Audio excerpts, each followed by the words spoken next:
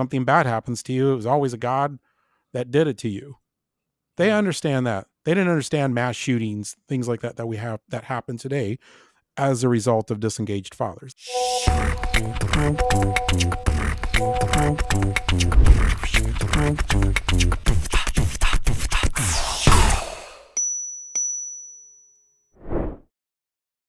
Welcome to the Grace Talk podcast. This is Pastor Josh Hester, and today I have something special for you. We're here with Jonathan Guerrero. He's going to be our guest, my first guest ever on this channel, and he has quite an interesting background, a lot of interesting experiences, and that's why we've invited him here. He's a good friend of mine. So, how are you doing today, Jonathan? I am doing very, very well, Pastor Josh. My God has been very, very good, and He's blessed very richly. So I'm very grateful, and I'm also very grateful to be on this amazing, amazing podcast. What you're doing is absolutely amazing. It's badly needed, Mm. and I'm grateful that you stepped up to do this. So thank you. Well, thanks for saying that. I appreciate it. Yeah. So, I mean, with that said, like what I'm doing, you mentioned we've talked about it before that the goal of the podcast is to kind of make religious things or spiritual things practical, right? Like, what does it actually look like in my life?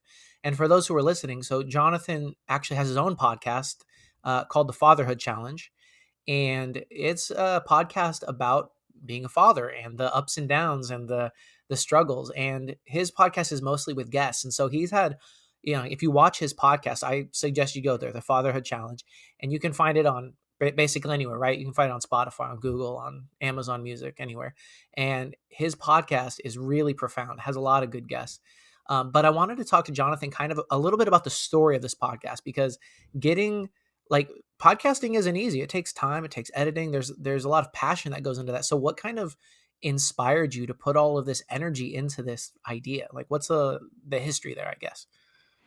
Well, it all started with a ride with my wife. We were just riding together, going into town, Okay. and at that moment in my life, I was feeling very down about myself as a father. I just didn't think I Mm, was a good dad, plain and simple.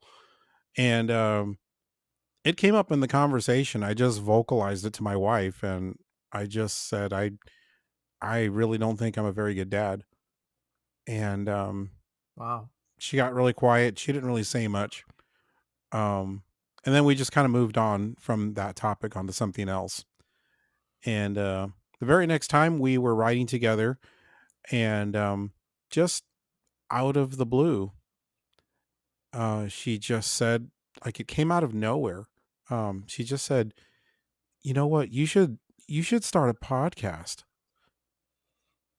And I looked at her, and I was, "You've got to be kidding me!" Yeah. And I told her, "No way. I have absolutely no interest in doing a podcast. I like to listen to them, but I have absolutely no intention of starting one at all." Yeah. And I looked at her and said, let's assume that I did. Even if I were to start a podcast, exactly what do I have to say? What do I Mm, have to talk about? And she got quiet for a second, and just out of nowhere, she said, "Fatherhood." That got my attention. It was my turn to get quiet. yeah. Wow. And I was quiet for a few days, just trying to process this. Yeah. Something about that, about the way she responded, the fact that her her statement came seemingly out of nowhere. It was just very, very bizarre, very odd. I could not put my finger on why she would say something like that. And so the more I tried to study that whole conversation and make sense of it, the more I started getting like goosebumps, almost these chills up and down my spine, Of not in a course. bad way, but I started to come to a very, very profound realization that her words were not just coming from her. Mm. and that more than anything, this was a spiritual calling. I just couldn't make sense of it any other way. The way she said it, the way it came out, the timing of the whole thing Yeah. was not was just not normal. It was just wasn't something that felt like should be happening. Yeah. Um so I think that that's where I started to really come to realize who was really talking behind the scenes, and that Yeah. it in fact was the Holy Spirit. He was at work, he was stirring things up, he had a plan. And at that point, the moment I started to open my mouth to begin to pray and to talk to God about this, I can't even describe the feeling that even went through my whole body. It was almost as if there's almost a sense of relief, like he recognizes that he gets it. He Yeah. understands like who's talking to him. It's this whole thing. And so at that point, I just opened up, and it felt like there was and it was I was alone in the car at that time. I was praying, but it just felt like at that moment the world didn't exist. Nothing existed. This was like I was alone between it was between me and God. Mm. And I So began to try to work this out with him. the podcast, so like the whole idea for the podcast kind of started a few days before you actually decided to do it because your wife said you should do it. And it seemed totally overwhelming to you. And then days later you're saying you were praying about it, and Mhm. when you finally accepted the idea of like, okay, I'm doing this, then there was a sense of like relief, a sense of journey, of excitement. There was well, there was excitement and there was fear all at the same time, because the way this was going to happen, and before we even go there, I should explain a little bit what happened in the prayer. So in that prayer, I just opened up my heart to God about it. And I told him how I felt about it. I just told him, I said, I'll be honest with you. I do not want to do this. I don't like this idea. I'm not comfortable with this at all. I'm really scared of it. And I said, I know there, I know that, you know, way years and years ago, I did do a stint in radio. I was on the air for a few years as a DJ. Yes, yes, I know that. I'm very, very well aware of that. But that was years ago. Right now, this is very much out of my comfort zone. And I'm just not wanting to do this. However, this is clearly your voice speaking. This is you talking to me. This is you saying you want me to do this.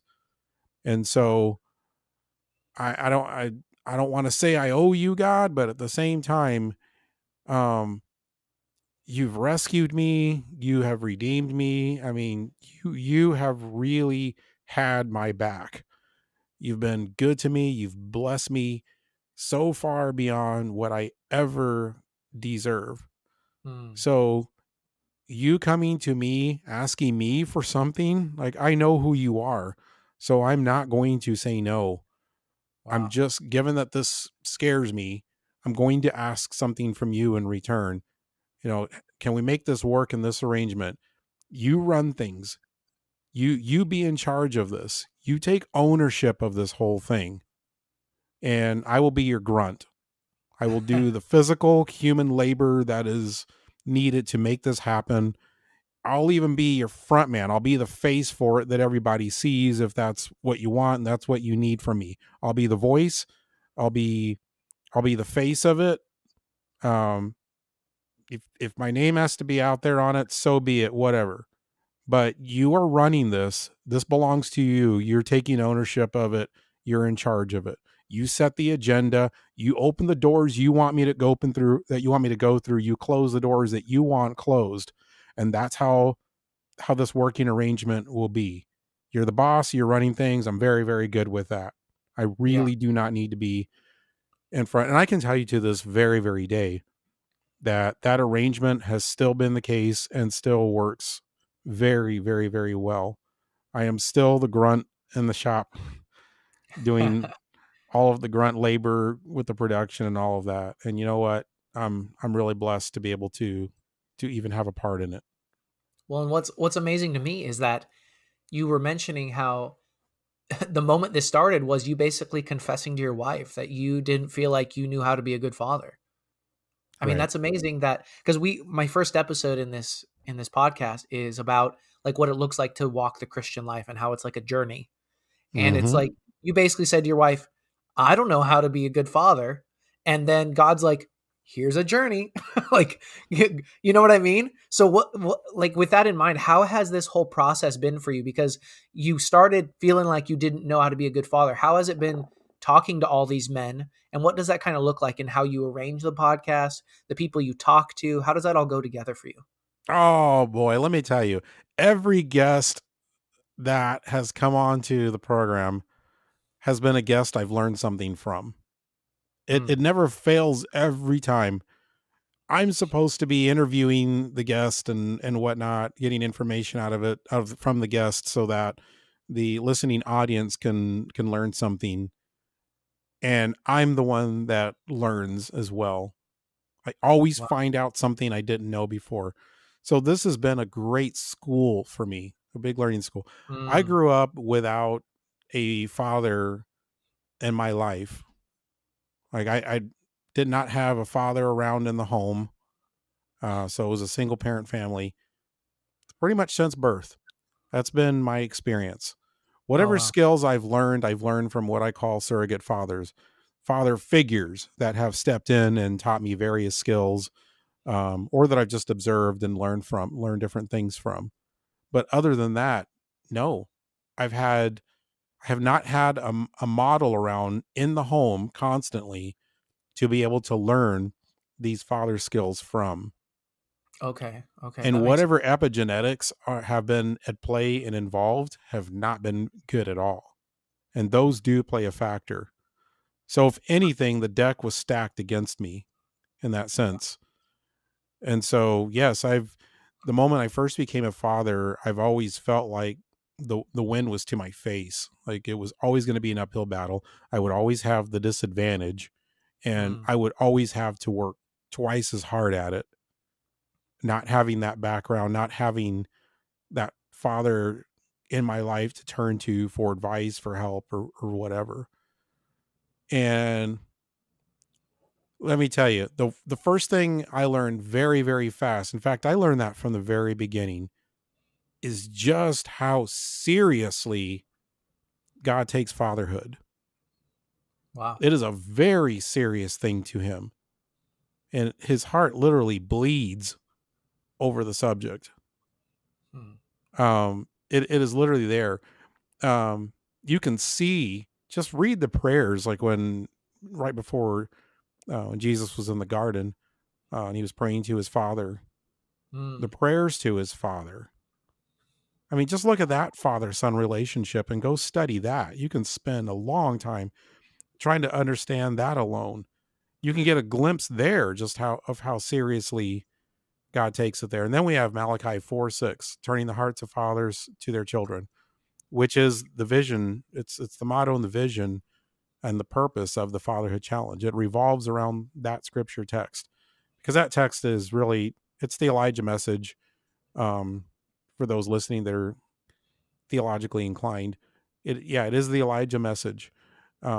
It is a relay, which means that this message was not meant for people. It was for people thousands of years ago during that time, but because it is also an Elijah message, it is a relay. It means that message is passed down through the ages and is therefore meant for us right here, right now, today.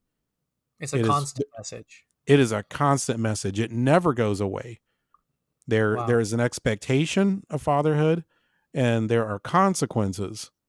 Now, in that Mhm. time, the consequences, everyone thought of the gods. If you had a famine, drought, or whatever it is, or you lost a battle and your people got wiped out or whatever, it was always the gods to blame or whatnot. That's how they thought back then. So God meets people where they are. So it's like, okay, you don't meet these expectations, I'm going to send a curse on you.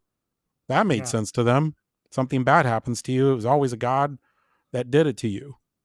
They Right. understand that. They didn't understand mass shootings, things like that that we have that happen today as a result of disengaged fathers. That they had no concept of that, nor would Mm, they.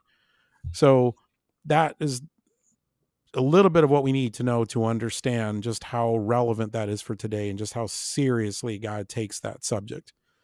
I mean, back then, seriously enough that David was going to have a son, which was Solomon, and he was not a very good father. That's a big, long subject for another time, but I mean, you can read it and it's all there. He was not the best father, and even then, David's heart was just passionate for God. He loved God. I mean, still made mistakes, lots of them, and loved God anyway.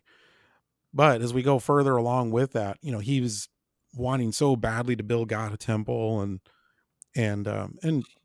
in so many words, God essentially said, "Yeah, I appreciate the gesture, but you are not the one to do that. You're going to Mm, have a son, another son, and your son's going to be the one to do that." And then he goes on. It's like God changes the subject a little bit. At this point, okay. God's no longer interested in the subject of the temple. God's interested in fatherhood because the next thing he Wow. makes clear to David is that I'm going to parent your son Solomon. I'm going to raise him. I'm going to discipline him when he needs to be disciplined. I'm going to keep him on the straight and narrow. I'm going to father him. Which is It's pretty plain as incredible. day. Yeah, that's incredible considering the fact that this is God's sanctuary. Like this is God's house, right? And God, even in that context, is willing to take a break from talking about his own house and says, "Okay, yeah, but fatherhood, like fathers are important, and I'm going to be there to help him become the best person he can be." That's pretty Yes. incredible. And then let's go back up, way up, and then go talk about another area. Let's talk about the consequences. So we have the consequences presented in the story of Eli. Mm, So Eli the priest, he was a high priest. We know the story of his sons. His sons just went wild and did whatever they want to, and he did a lot of sacrileges and right in front of God concerning the temple, just anything concerning the way the temple operated. They had little to no regard for and treated it with great disrespect. And Eli was very much a hands-off parent when it came to that.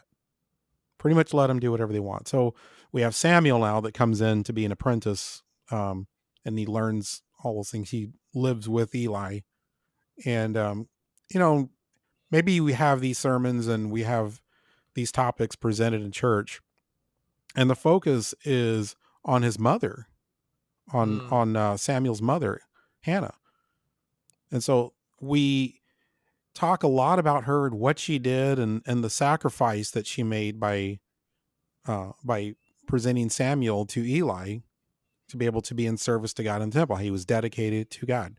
And that's where we stop the story because the story after that isn't very good. It's not the it's not an enjoyable experience to read the next part. yeah, you were not going to hear that story at Sunday school, right? Very often. No. No, Yeah. it's you're not. It's going to be, yeah, very uncomfortable, but it's there for a reason, and Mm, it's not something we should ignore. It is part of the consequence part that we see in Malachi 4:6. It's one example of that. Now, we have this dreaded part where Samuel has to relay the judgment of God to Eli. And Eli right away understands it and accepts it. wow. It doesn't change the consequences because he accepted it. It still happened anyway. Mm, The sons ended up dying, and then Eli died from the news of his son's death. And it's a really bad story, a really bad ending. And then we have a king, we have Saul, we have this genetic line that is just messed up from kind the of a bit of a consequences. cycle happening, right? Like a cycle between It's a these families. cycle that's happening. So the Yeah. consequences went way beyond that story of Eli. Mm, Now, okay. epigenetics and behavior, that's not something you were going to explain to them back then. So for them, it had to be as simple as God said, trust God. Trust that he knows may know a little bit more than you, and Yeah. trust him and just leave it at that. Yeah. Just do what he So says and trust him. so like And then, because the actions of the fathers affect the kids, but not just the kids, but the grandkids and the great grandkids and their friends and their families and a whole nation, right? I mean, Saul was the king, right? So this wasn't a small thing. yeah, we're just beginning to understand that kind of stuff now. Even on a genetics and epigenetic level, we're just beginning to figure that out. But back then, like, forget it. So it had to be as simple as trust God. Mm, This is the way things are done. Just walk with God. That simple.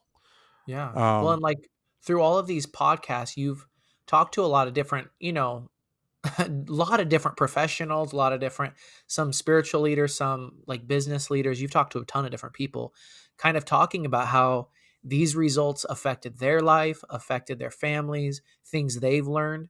Are there like are there things that you've can I mean it's I don't want you to have to pick on any of your guests, right? But are there kind of principles that you've seen repeated like that almost like lessons that almost all of these successful men have learned in their own past?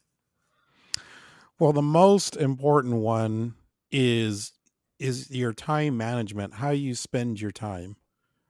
When you have Hmm. a family, when you have kids, when you have a wife, there's so many things that you are responsible for teaching your kids.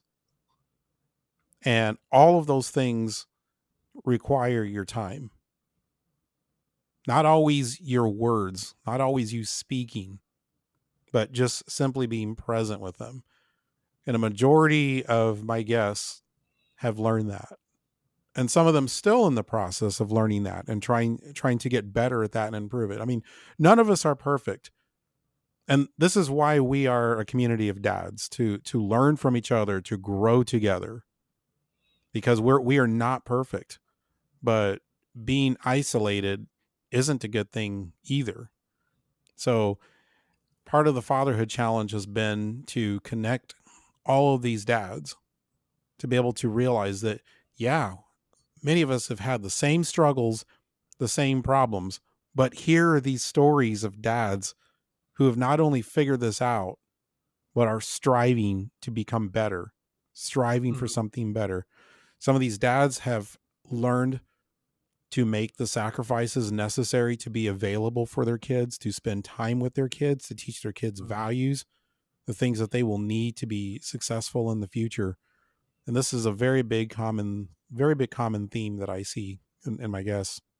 So the first one, if I'm understanding correctly, is basically making an impact as a father takes time. So make the time, right? Like, Yeah.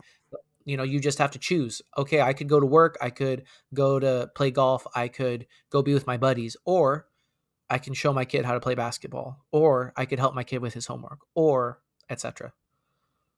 Yeah, that's exactly it. And then the other part of that is yourself. And this is something that we do on a regular basis on many, many, many episodes. This is not a podcast about how to build a playground set from scratch. You Mm. can go on YouTube and go find that or whatever. That's light fluff stuff. But we go deep, sometimes into the very painful areas that we really don't want to go. But more than ever, we need to go. We need to talk about it because it So you really so matters. so when you say you need to, that's kind of part of being a mature adult, like male. Like, so you can be a good father. If you want to be a good father, you need to go deep into yourself. Is kind of what you're saying. Oh, yeah, absolutely. It's going deep, deep into the heart. There are two things, and I say this, I'm a broken record on the program. So I'll go ahead and be a broken record on this program. Hey, it's okay with me. There are two things that make the heart of a man, of who a man is. And if a man does not have these two things, and if a father does not have these two things, you are completely lost. And those two things are knowing who you are, that's your identity, and Okay. number two, knowing your purpose. If you don't know those two things, it will send you out of control.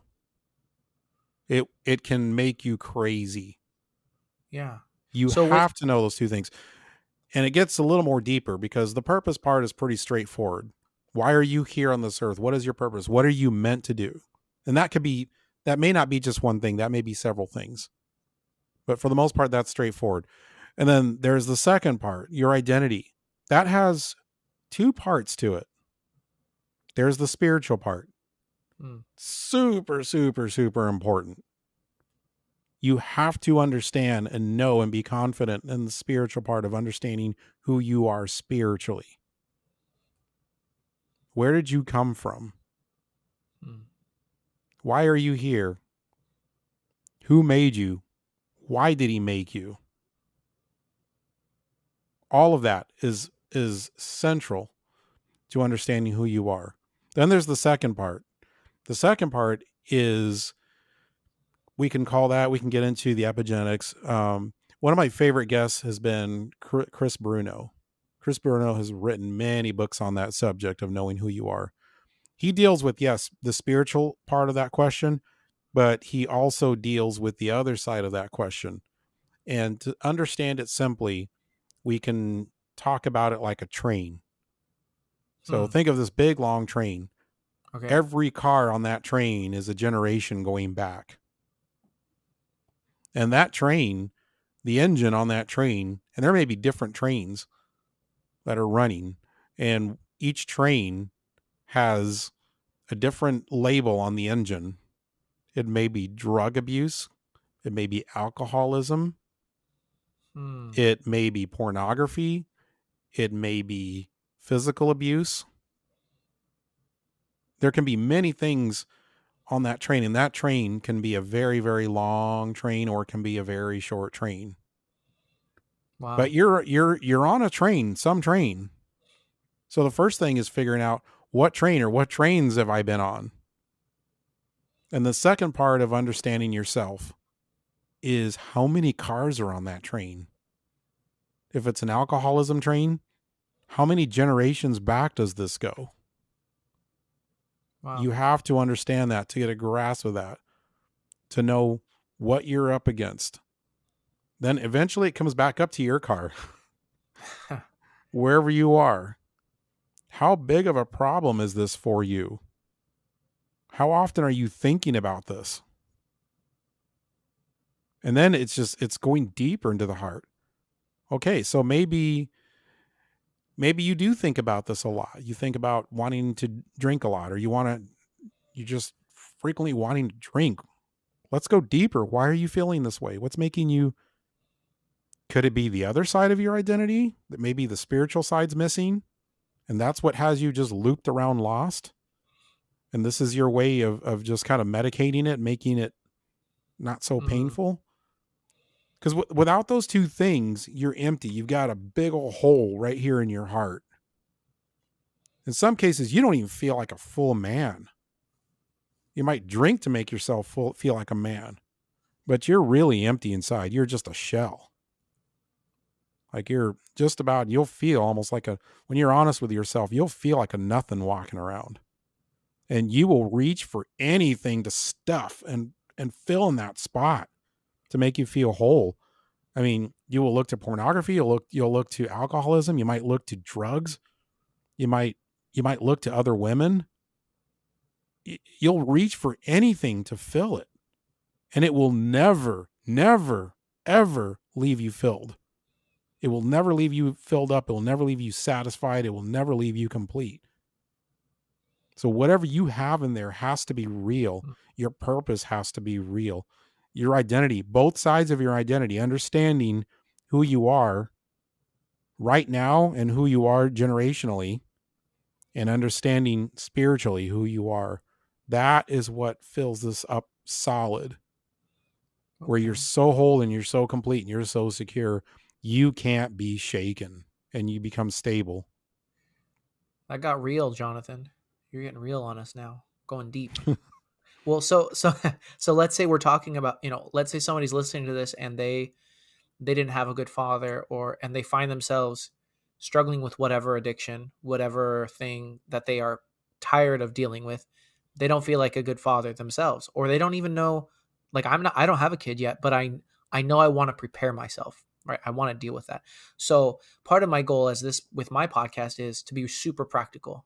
So like you've talked to a bunch of men who were boys or who were very broken men, and they've healed and they've grown. And it's because they look at because they had that train of like 6 cars, 7 or 8 generations, whatever, that have been alcoholics. Like in my family, there's a lot of alcoholism. And so there's a hole there that my family keeps trying to fill. So, what are some super practical, like in the histories you've seen, things that people have done that, like, today, I'm tired of being a shell of a man, as you said, and I want to start learning and growing. So, what are some practical, just do this that people could Well, walk with? the first thing I need to make sure you're aware of is the reality. I'm not going to sugarcoat this because you need to know what you're up against. And any other men who've gone through this understand this very, very well. Is you need to understand the train, the nature of the train. When you decide that you're ready to jump off, maybe it's alcoholism, maybe it's drug abuse, whatever it may be, and you've decided that you're tired of the emptiness. It's time to get off. It's time to get out of whatever it is that you're up against and change and start to heal. The very first thing that happens before you heal is you become broken. You realize that you're broken and you're ready to jump. When you jump off the train, I can tell you this. This is a metaphor, but it applies in the real world in so many ways. That train does not stop moving and it does not slow down just because you decided to get off. There is no light and ice and level dock to make it easy for you to just walk right on off the train the same way you got on. It doesn't work that way. That train moves and you're going to feel when you get off like you just fell off a fast moving train into a very rocky desert. It's going to hurt when you land. It's going to be rough. And the other part of it that unfortunately sometimes happens is as you're feeling bumped and bruised and beaten up and whatever it is may be, super, super broken, if you weren't feeling that already, is you look up and see the train leaving with everyone else on it that is still on that train. And you're feeling Mm, alone in the desert. So moving on to the practical part. What is so important when you're feeling that broken is to be surrounded by other men, by a community that can surround you right there where you are, right where you fell, that can come in, that can mentor you, and more importantly, that can befriend you. Having especially Christian role models that can sit down with you, talk you through, and sometimes not even talk at all, just sit there and listen to you while you just vent whatever rage you got going on because of what you're going through, the struggle that you're going through, trying to change, because it's not going to just be this magical, easy thing. I mean, you're going to feel the withdrawals of whatever it is. It is going to be a painful process of recovery, and you need mm, people there that will be right beside you, that will listen to you, that will encourage you, that can pick up the phone whenever you call because you just simply need someone to pray with you. That has to happen. And you've got to have those spiritual mentors, a pastor in your life that you can turn to, and get some counsel, get some advice. Therapy is another very important one. Getting some really, really good therapy that can help you go into those deep areas that are painful to go and help you navigate those experiences and to be able to set you on a path to recovery, all of those things. So it's a multi-tiered healing approach. Um, it's kind of like coming into a race when you're low on whatever it is, or your tires aren't working right, or whatever it is, and your car is just kind of feeling out of shape and whatever. And what happens when you go into a pit area? The driver surrounded by support. There are 3, 4 different teams that are doing all kinds of different things on the car, trying to get it like it's new again, and then they shove the car off. It's ready to go back into the race again. You kind of need your pit team to Mm, really help you out, yeah. Well, spiritually, emotionally. yeah, and I like how you said, like, to find someone to be a mentor, right? Like, so I mean, you know my story a little bit. For those who don't know, like, I was adopted. I didn't have a father figure, right? The men in my mother and my life, like, they were not ideal men. And basically, through a series of circumstances, I met a good man who decided to take me under his wing. And what I've realized now that I've gone through that process, looking back, it's like there are a lot of good men who actually want to find people to support and to share their wisdom with, Oh, right? Like, yes. like I don't think if you go and say, wow, this guy, and find someone who has virtues that you can already recognize because, part of being broken is that like it's hard to notice good virtues, but you still do see some good virtues and say, okay, man, this man is strong. He's honest. He's got a good family. I want to learn from this guy. And then like go talk to them. Like, and I know it sounds so weird, but it's like, and the same thing with I mean, you do the same thing with psychologists, right? We go and find them. And of course, with a psychologist or a counselor, you got to pay them. But with most good men, you don't have to pay them. Just, hey, can we go golfing together? Or hey, could we meet at Village Inn at a restaurant and like have a conversation? Because I could use some advice. I don't know what to do in XYZ situations. Like, just pick somebody, right? Yeah, that's exactly it. Um, yeah, that's there's a saying. It might be a bit much of a saying, but yeah, they say the highest form of flattery is imitation, or whatever it is. But Yeah, if you're a mentor, nothing makes you prouder or more filled with joy than having that person that you're mentoring walk in your steps or benefit from what you've taught or learn or avoid a very painful situation from your story, from learning from your story. That's an enormous sense of pride. So there are those men and those father figures out there who are ready and willing to do that. But it's keeping your mind and your heart open to that, being open and willing and receptive to that. If you have someone like that in your life, it will go a long ways towards helping you heal. So I yeah, think you're definitely onto something. So yeah, it's community. Um, I think part of the purpose, yes, God has a very strong heart for fathers, for healing fathers and healing men, and everything sounds very male centric and what we're doing, but the reality is women benefit enormously from this wow. because if we do this right, if we take those words seriously in Malachi 4:6, if we do the hard work and we take the action steps, the benefits are a stable husband. Mm. And what woman wouldn't want that? Amen. Wow. A stable husband and a stable father. Wow. Well, and you know what? I can testify. Like, I got my dad. Right? He's not my biological dad. And in fact, I didn't know who my biological dad was until I was 28 years old. So but my he like I tell people all the time, probably 60% of the things that make me as good of a man as I am, if you want to say I'm a good man, are because he taught me. Like he showed me. Like, for example, when I was 14, I had a horrible anger problem. I remember I would get a foul called on me. I would throw the basketball across the room. I would scream. I would get mad. I didn't have any, it was this sense of lack of control. But he showed me as a strong, passionate man. He's a very intense guy, but he has self control. And he kind of, I got to like see that. And then I got to kind of follow that form. I kind of just copied what he did until it became part of who I am, basically. So I love that. But so if I was going to kind of boil down what you just said, right? The first thing is if you want to change, first realize that change is hard. Like that jumping off of this moving train of your genetics of your past is not going to feel good, right? Like that's number 1, right? Um would that is that basically what you would boil it down to? That's it. Yes. Yeah. And then the next step, how would you say the next step? How would you boil that down?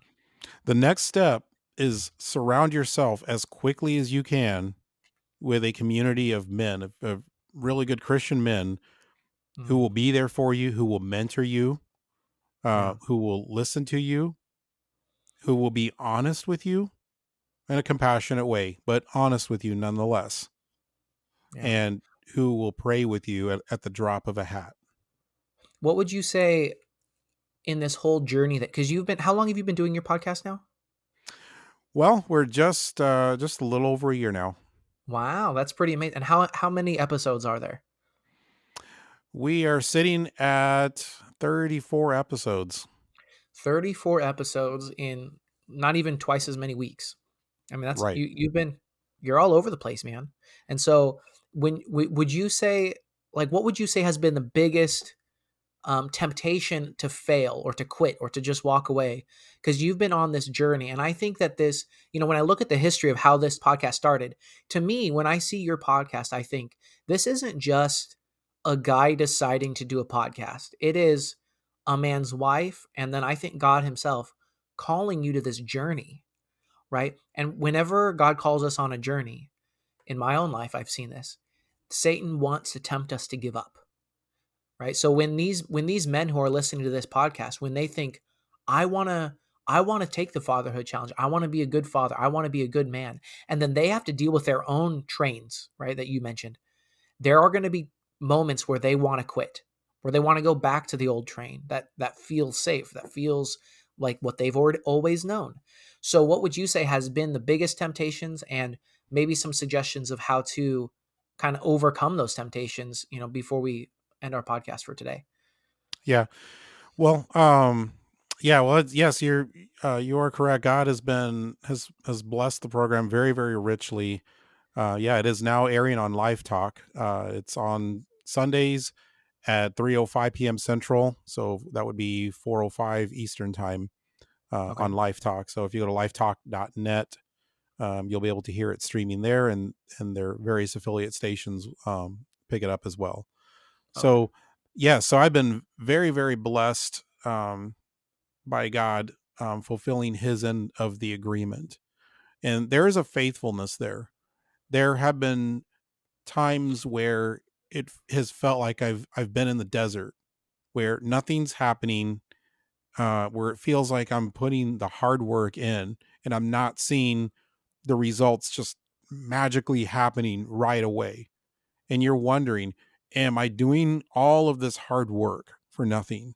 And you may be in that position yourself where you're struggling with whatever addictions, whatever trials that you're going through in your life as a direct result of choosing to jump off of that fast moving train, and you're hurting and you're just going at it and going at it. And it does not feel like it's getting any easier. And you're wondering, why did I do this? Everything was nice and comfortable while I was on the train of my addiction. Everything, well, okay, let's be honest. Maybe things weren't that good or wasn't, but it was a lot better than what it is right now. And that's how you're feeling. Every little step that you take, it is about faithfulness. It is Mm, about trust. It is an exercise and a lesson in trust. Every wow. little step you take, you're understanding why you're doing it. Why did I decide to get off this train? It might be your kids, but a big part of that happens to be your identity. Who am I? Who am I to God? What does God really think of me? When you start to understand this, you start to build your whys of why you're taking those hard steps. You have this community around you. You realize you're not alone anymore. You may not want to let them down because they're all rooting for you. They're encouraging for you. You have other support teams that are putting in their hard work and their time. And so in those times when you feel like you're in the desert, that is the time that is when you need your support team more than ever. So don't sit there alone. Don't be silent. Don't be quiet. Go talk to them. Call your pastor. Call your mentor. If you have a father figure, go reach out to your father figure, and do not be shy. Lay it out. Be blunt. Be honest. However you need to say it. Say, I'm struggling. I'm hurting right now. I feel like I'm not nothing I'm doing is working, or I feel like I'm wondering why I'm even doing this. Be honest with how you feel. Wow. Let it go. Even if you have to, that's another thing. Like if you feel like you just gotta like let go, okay, you got those little allergies, that you're afraid to, scratch your eye because your eye's watering a little bit because it's starting to whatever's got you got going on, stinging a little bit and it's making your allergies kick up a little bit. You know what I'm talking about. Uh-huh. Yeah. Don't be afraid to let go. If you gotta cry a little bit, then get it out. Do what you Yeah. gotta do. Well, I love that because I find that it's easier sometimes. It's weird. It's easier to be honest with someone else before I can even be honest with myself. Yeah. Right? Like, I need to talk to God. Like, for me, lately, it's been just talking to God about where I'm really at with things, right? Because I'm a pastor, and sometimes I have struggles that I don't want to tell you about, Yeah. right? But I will tell God about it. And then I can admit to myself that this is a problem, and God gives me a path out and a way of escape, right? And I think, man, if you have a mentor, a father figure, or God Himself that you can be honest with, I think what you just said is beautiful. That open up, like be real, say it actually how it is. Don't beat around the bush. Like, and then once you've said it, okay, now this is how things actually are. Then you can actually deal with it. But if you aren't willing to say it out loud, good luck fixing it. Yeah. And open yourself up to God. Like just like you said, if at that moment, whatever it is, you're feeling so shameful that you cannot talk about it, even to your mentors, whatever it is, I can promise you this. And I can also tell you from experience, if you trust God with whatever you got going on, you open up to Him. I'll be on. Let's just be blunt right now. You're even afraid to use language or whatever it is because you feel that strongly. Mm, Guy would rather just hear you talk. He's not sitting there saying, "Oh, don't say that word." What he when he says he wants all of your heart, it's all of it. It's the ugliness inside that you're feeling. It's the depression. It's the anger. He wants every little bit of it. Do not hold back from him.